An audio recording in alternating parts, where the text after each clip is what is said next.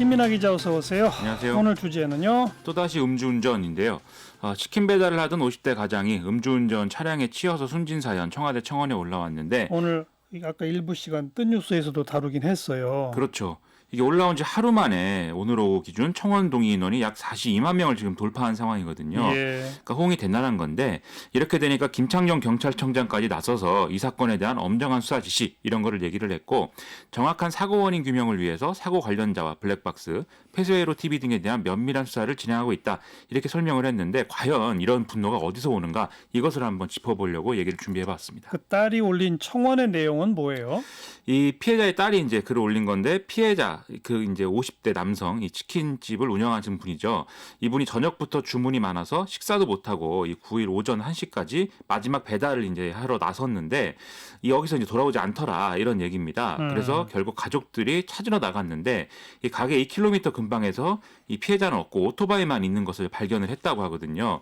현장에 이제 구급요원이 있었고 그 구급요원에게 문의를 해서 구급차가 향한 그 병원으로 급히 따라갔는데 거기서 보니까 피해자는 이미 사망한 상태였고 가해자는 술에 취한 상태로 119보다 뭐 변호사부터 찾았다더라 뭐 이런 얘기를 경찰이 하더라 이런 얘기였습니다.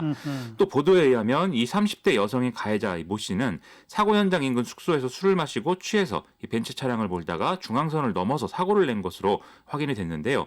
적발 당시에 혈중 알코올 농도는 0.1% 이상이어서 이 면허 취소 수치를 넘었던 것으로 조사가 됐다고 합니다. 네, 공분을 샀네요. 그러니까 40만 명 하루 만에 돌파했죠? 그런 거죠. 이렇게까지 사람들이 분노하는 이유 몇 가지 짚어보면은 첫째로 이런 종류의 사건이 잘못한 사람과 피해를 당한 사람이 좀 명확하게 갈리는 그런 사건이기 때문입니다. 그러니까 피해자는 좀 일상을 열심히 살아갔을 뿐인데 음주운전은 절대로 안 된다는 걸 알면서도 술을 마시고 운전을 해서 이런 사람들에게 돌이킬 수 없는 피해를 입힌 그런 사건이다라는 건데요.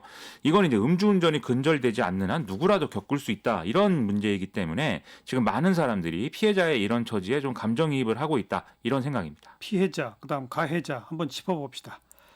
피해자는요? 이 피해자는 이제 치킨집 사장님이고 대표적인 자영업자고 이제 서민인 것인데 특히 최근에 이제 좀 코로나19 때문에 소상공인 자영업자들이 어려울 수밖에 없는 상황 아니겠습니까?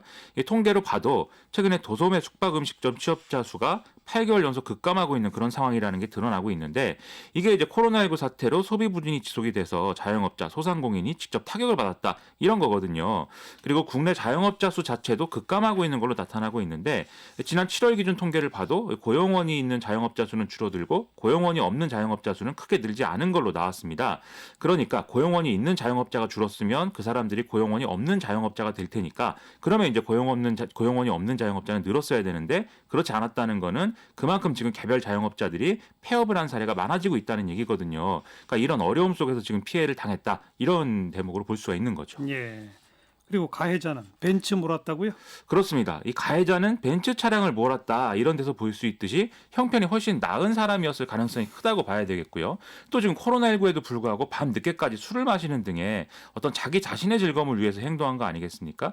이것도 사실은 사정이 어려운 사람은 아닐 거다 이런 좀 추측을 하게 만드는 대목인데 어쨌든 이렇게 자신의 즐거움을 위해서 남에게 피해를 입혔고 그리고 앞서에서도 다루셨지만 특히 사고 이후에 제대로 된 조치도 취하지 않은 거거든요. 그렇기 때문에 더욱더 이제 문제다 이렇게 사람들이 인식을 하고 있는 거고요.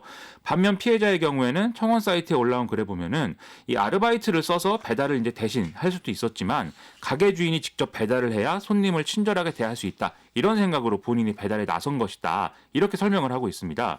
이러다 보니까 양쪽의 처지가 그야말로 극명하게 대비가 되는 것이고 그 덕에 피해자의 좀 억울함 이런 것들이 더 이제 분명하게 지금 드러나고 있어서 예. 분노가 더 커진 거죠. 윤창호법 만든 것도 그리 오래 안 됐잖아요, 사실. 그렇습니다. 그렇기 때문에 이제 이번에 사고를 낸 가해자도 이 음주운전의 어떤 피해 이런 것들에 대한 처벌 수위를 대폭 높인 윤창호법의 적용을 이번에 받게 되는 것이죠. 그래서 이것과 관련해서 지금 뭐 구속영장 신청 이런 것들이 이제 검토되고 있는 상황인데 윤창호법을 제정했음에도 이런 사건이 또 일어났다. 이 점에 있어서도 또 국민들의 분노 이런 것들이 강해지고 있는 그런 상황인 거고요.